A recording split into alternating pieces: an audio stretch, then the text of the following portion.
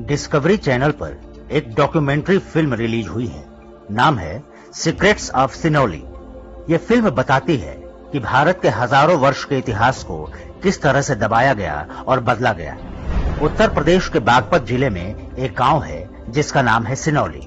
इस गांव में हुई खुदाई में जो कुछ भी मिला उसने भारतीय सभ्यता के साथ हुए सबसे बड़े विश्वासघात की पोल खोल दी।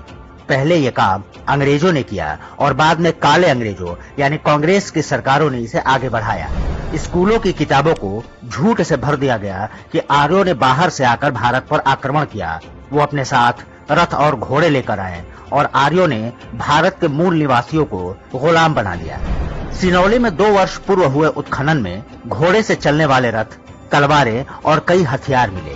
कार्बन डेटिंग से पता चला कि ये सब कम से कम 3800 वर्ष पहले का है, यानी आर्यों के कथित अतिक्रमण से लगभग 800 वर्ष पहले। ये सारी चीजें साबित कर रही थी कि तब इस क्षेत्र में एक विकसित मानव सभ्यता रहा करती थी। उनके पास आज की तरह के आधुनिक अस्त्र शस्त्र और औजार हुआ करते थे जिन्हें जंग से बचाने के लिए उन पर तांबे और कांसे की प्लेटिंग की जाती थी।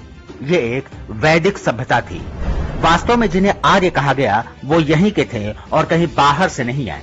खुदाई में ये भी पता चला कि यहाँ पर महिलाएं भी युद्ध में भाग लेती थी।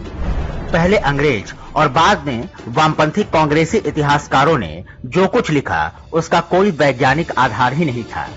सिनौली की खुदाई में मिले साक्ष्यों से साबित होता है कि सिंधु घाटी और प्राचीन वैदिक सभ्यता दोनों समकालीन थी।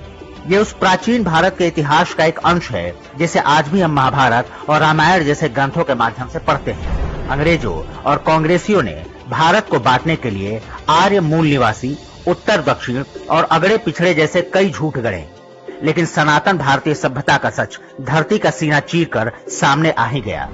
डिस्कवरी की फिल्म को जरूर देखिएगा ताकि पता रहे कि स्वतंत्रता के बाद से इतिहास के नाम पर हमें जो कुछ पढ़ाया जाता रहा है वो कितना घृणित और दुर्भावनापूर्ण था।